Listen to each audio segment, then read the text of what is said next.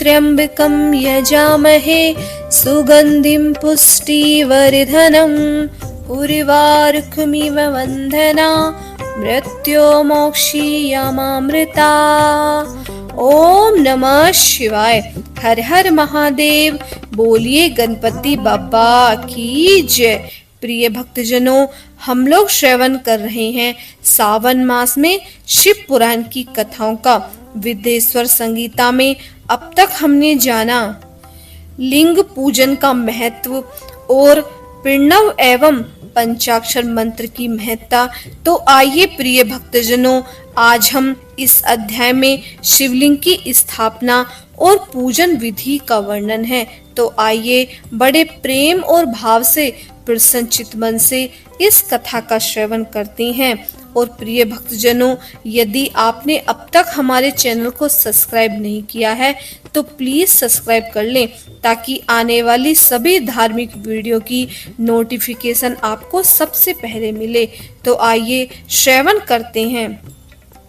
ऋषियों ने पूछा, सूत जी, शिवलिंग की स्थापना कैसे करनी चाहिए तथा उसकी पूजा कैसे, किस काल में तथा किस द्रव्य द्वारा करनी चाहिए। सूत जी ने कहा, महर्षियों, मैं तुम लोगों के लिए इस विषय का वर्णन करता हूँ। इसे ध्यान से सुनो और समझो। अनुकूल एवं शुभ कार्य में किस पवित्र तीर्थ में, नदी के तट पर, ऐसी जगह पर शिवलिंग की स्थापना करनी चाहिए जहां रोज पूजा कर सकें। पार्थिव द्रव्य से, जल में द्रव्य से अथवा तेजस द्रव्य से पूजन करने से उपासक को पूजा का पूरा फल प्राप्त होता है। शुभ लक्षणों में पूजा करने पर यह तुरंत फल देने वाला है। चल प्रतिष्ठा के लिए छोटा लिंग सबसे श्रेष्ठ हो जाता है। अचल प्रतिष्ठा हेतु बड़ा शिवलिंग अच्छा रहता है। शिवलिंग की पीठ सहित स्थापना करनी चाहिए। शिवलिंग की पीठ गोल, चौकोर, त्रिकोण अथवा खाट के पाए की भांति ऊपर नीचे मोटा और बीच में पतला होना चाहिए। ऐसा लिंग पीठ महान फल देने वाला होता है। पहले मिट्टी अथवा लोहे से शिवलिंग का निर्माण करना चाहिए। जिस द्रव्य से लिंग का निर्माण हो उसी से उसका पीठ बनाना चाहिए। यही अचल प्रतिष्ठा वाले शिवलिंग की विशेषता है। यह प्रतिष्ठा चल प्रतिष्ठा वाले शिवलिंग में लिंग व प्रतिष्ठा एक ही तत्व से बननी चाहिए।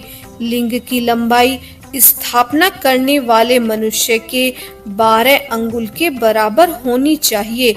इसमें कम होने पर फल भी कम प्राप्त होता है, परंतु 12 अंगुल से लंबाई अधिक भी हो सकती है।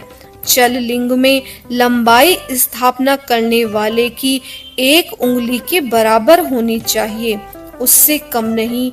यजमान को चाहिए कि पहले वह शिल्प शास्त्र के अनुसार देवालय बनवाए तथा उसमें सभी देवगणों की मूर्ति स्थापित करे। देवालय का गर्भगृह सुंदर, सुदृढ़ और स्वच्छ होना चाहिए। उसमें पूर्व और पश्चिम में 2 मुख्य द्वार हों। जहां शिवलिंग की स्थापना करनी हो उस स्थान के गर्त में नीलम, लाल वैदुर्य, श्याम मरतक, मोती, मूंगा, गोमेद और हीरा, इन 9 रत्नों को वैदिक मंत्रों के साथ छोड़ें। 5 वैदिक मंत्रों द्वारा 5 स्थानों से पूजन करके अग्नि में आहुति दें और परिवार सहित मेरी पूजा करके आचार्य को धन से तथा बंधु बांधवों को मनचाही वस्तुओं से संतुष्ट करें। यह याचकों को स्वर्ण गृह एवं भू संपत्ति तथा गाय आदि प्रदान करें। स्थावर जंगम सभी जीवों को प्रयत्न पूर्वक संतुष्ट कर एक गड्ढे में स्वर्ण तथा 9 प्रकार के रत्न भरकर वैदिक मंत्रों का उच्चारण करके परम कल्याणकारी महादेव जी का ध्यान करें। तत्पश्चात नाद घोष से युक्त महामंत्र ओमकार यानी ओम का उच्चारण करके गड्ढे में पीठ युक्त शिवलिंग की स्थापना करें।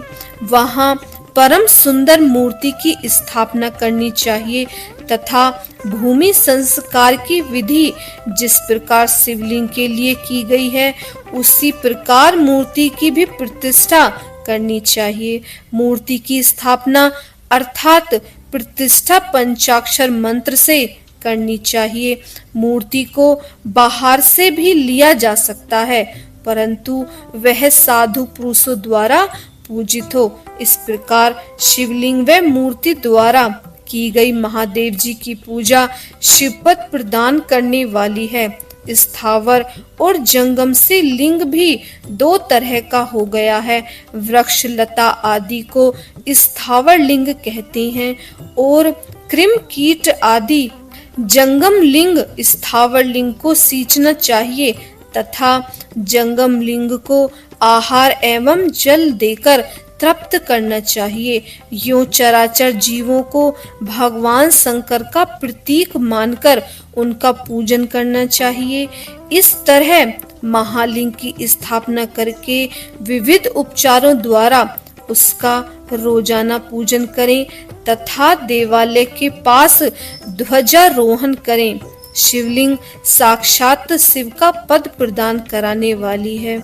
आवाहन, आसन, अर्घ्य, पाग, पघाम, आचन, स्नान, वस्त्र, यज्ञोपवीत, गंध, पुष्प, धूप, दीप, नैवेद्य, तांबुल, समर्पण, निराजन, नमस्कार और विसर्जन ये 16 उपचार हैं। इनके द्वारा पूजन करें। इस तरह किया गया यह भगवान शिव का पूजन शिव पद को प्राप्त कराने वाला है। सभी शिवलिंग की स्थापना के उपरांत चाहे वे मनुष्य द्वारा स्थापित ऋषियों या देवताओं द्वारा अथवा अपने आप प्रकट हुए हों, सभी का उपयुक्त विधि से पूजन करना चाहिए, तभी फल प्राप्त होता है। उसकी परिक्रमा और नमस्कार करने से शिव पद की प्राप्ति होती है। शिवलिंग का नियम पूर्वक दर्शन भी कल्याणकारी होता है। मिट्टी, आटा, गाय के गोबर, फूल, कनेर का फूल, फल, गुड़, मक्खन, भस्म अथवा अन्न से शिवलिंग बनाकर प्रतिदिन पूजन करें तथा प्रतिदिन 10,000 प्रणव मंत्रों का जप करें अथवा दोनों संध्याओं के समय 1 सहस्त्र प्रणव मंत्रों का जप करें। इससे भी शिव पद की प्राप्ति होती है। जप काल में प्रणव मंत्र का उच्चारण मन की शुद्धि कराता है। नाद और बिंदु से युक्त ओमकार को कुछ विद्वान समान प्रणव कहते हैं। प्रतिदिन 10,000 पंचाक्षर मंत्र का जप अथवा दोनों संध्याओं को 1 सहस्त्र मंत्र का जप शिव पद की प्राप्ति कराने वाला है। सभी ब्राह्मणों के लिए प्रणव से युक्त पंचाक्षर मंत्र अति फलदायी है। कलश से किया स्नान, मंत्र की दीक्षा, मातृकाओं का न्यास, सत्य से पवित्र अंतःकरण, ब्राह्मण तथा ज्ञानी गुरु सभी को उत्तम माना गया है। पंचाक्षर मंत्र का 5 करोड़ जप करने से मनुष्य भगवान शिव के समान हो जाता है। 1, 2, 3 अथवा 4 करोड़ जप करके मनुष्य क्रमशः ब्रह्मा, विष्णु, रुद्र तथा महादेव का पद प्राप्त करता है। यदि 1000 दिनों तक प्रतिदिन 1 सहस्त्र जप पंचाक्षर मंत्र का किया जाए और प्रतिदिन ब्राह्मण को भोजन कराया जाए तो इससे अभिष्ट कार्य की सिद्धि होती है। ब्राह्मण को प्रतिदिन प्रातःकाल 1008 बार गायत्री मंत्र का जप करना चाहिए, क्योंकि गायत्री मंत्र शिव पद की प्राप्ति कराता है। वेद मंत्रों और वैदिक सूक्तियों का भी नियम से जप करें। अन्य मंत्रों में जितने अक्षर हैं उनके उतने लाख जप करें। इस प्रकार यथाशक्ति जप करने वाला मनुष्य मोक्ष प्राप्त करता है। अपनी पसंद से कोई एक मंत्र अपनाकर प्रतिदिन उसका जप करें अथवा ओम का नित्य 1 सहस्त्र जप करें। ऐसा करने से संपूर्ण मनोरथ की सिद्धि होती है। जो मनुष्य भगवान शिव के लिए फुलवाड़ी या बाग बगीचे लगाता है तथा शिव मंदिर में झाड़ने बुहारने का सेवा कार्य करता है, ऐसे शिव भक्त को पुण्य कर्म की प्राप्ति होती है। अंत समय में भगवान शिव उसे मोक्ष प्रदान करते हैं। काशी में निवास करने से भी योग और मोक्ष की प्राप्ति होती है। इसीलिए आमरन भगवान शिव के क्षेत्र में निवास करना चाहिए। उस क्षेत्र में स्थित बावड़ी, तालाब, कुआं और पोखर को शिवलिंग समझकर वहां स्नान, दान और जप करें। मनुष्य भगवान शिव को प्राप्त कर लेता है। जो मनुष्य शिव के क्षेत्र में अपने किसी मृत संबंधी का दाह है, दशा है, मानसिक श्राद्ध तथा वार्षिक श्राद्ध कराता है अथवा अपने पितरों को पिंड देता है, वह तत्काल सभी पापों से मुक्त हो जाता है और अंत में शिव पद प्राप्त करता है। लोक में अपने वर्ण के अनुसार आचरण करने पर, सदाचार का पालन करने से शिव पद की प्राप्ति होती है। निष्काम भाव से किया गया कार्य अभिष्ट फल देने वाला एवं शिव पद प्राप्त कराने वाला होता है। दिन के प्रातः, मध्याह्न और सायं 3 विभाग होते हैं। इनमें सभी को एक एक प्रकार के कर्म का प्रतिपादन करना चाहिए। प्रातःकाल रोजाना दैनिक शास्त्र कर्म, मध्याह्न सकाम कर्म तथा सायंकाल शांति कर्म के लिए पूजन करना चाहिए। इसी प्रकार रात्रि में 4 पहर होते हैं। उनमें से बीच के 2 पहर निशीथ काल कहलाते हैं। इसी काल में पूजा करनी चाहिए क्योंकि यह पूजा अभिष्ट फल देने वाली है। कलयुग में कर्म द्वारा ही फल की सिद्धि होती है।